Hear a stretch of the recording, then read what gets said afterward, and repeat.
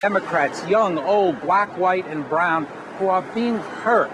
And people in Bentonville are making policy that's taking a hell of a toll on these individuals. That's what the film is about. That's what its patriotism about. And that's what it speaks to in terms of America. I guess the question that occurs to me is whether the individuals at Walmart are they forced to work? They're not being forced to work there. The way you talk about it, it implies that Walmart is taking them out of their homes and making them come work there.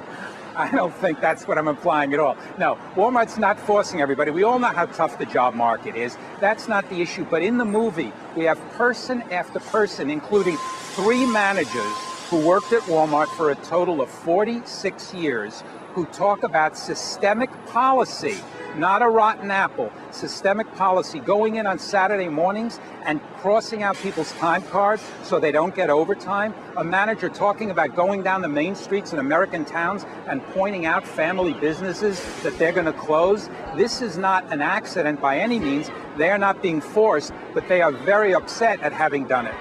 Mr. Greenwald, it is a pleasure to have you with us this evening. We are grateful for your time. Thank you, sir. Anytime at all. Thank you. We will be hearing from Walmart themselves in just a moment's time. Right now, I want to look at the company from an investment perspective. Robert McAdam. Actually, we're going to start with Walmart. Robert McAdam is Walmart Vice President for Communications, is with me. And Mr. McAdam, I hope you just heard the conversation we just had. He makes a couple of points. He says that there is a systemic issue at Walmart where you systemically go in on the weekends and cross out people's time cards to prevent them from getting overtime, that company managers walk down streets of towns in America and point to businesses that you intend to shut down when your store comes in. Are those things true? Well, those things are not true. We absolutely pay everyone in our company for every moment that they work. That's our policy. And we love to coexist and compete with businesses in the communities we serve. Across the country, there are small businesses and large businesses that coexist with us, and it's a healthy environment for the customers, and that's what we try to strive for. What goes through your mind when you hear, and Mr. Greenwald's not the only person, by the way, and I'm sure you know that, you hear people say that Walmart is destroying America. Well, we've certainly heard that accusation before, but the reality in communities across the country there are families, working families every day that shop at our stores. There are people that work at our stores that are enjoying the ability to work there and growing in that opportunity. More than 2/3 of our store managers started out as hourly associates. Walmart's a company where the American dream can be achieved. We're glad to be a part of that.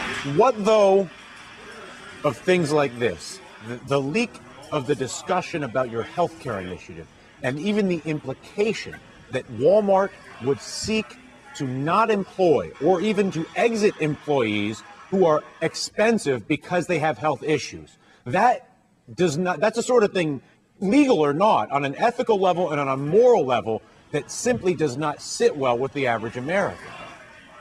Well, if that were exactly what the memo said, I could certainly share that point of view. But if those who have read the memo in its entirety understand that it was a discussion of a broad range of topics dealing with the overall problem that every corporation in America is dealing with today, and that's how to provide health care for its employees. But if we are looking at that very carefully. I'm sorry for the interruption, but part of that solution, however minute, is to try to reduce the number of unhealthy workers.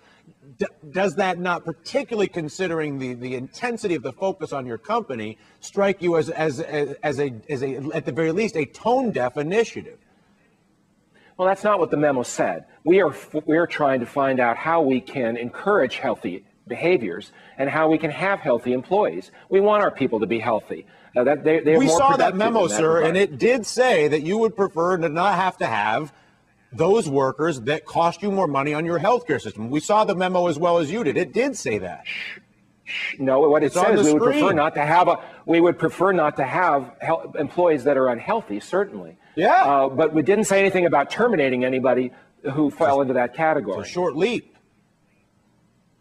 For you, perhaps, but not for our company. Well, and for most people that read that memo. Again, my question remains.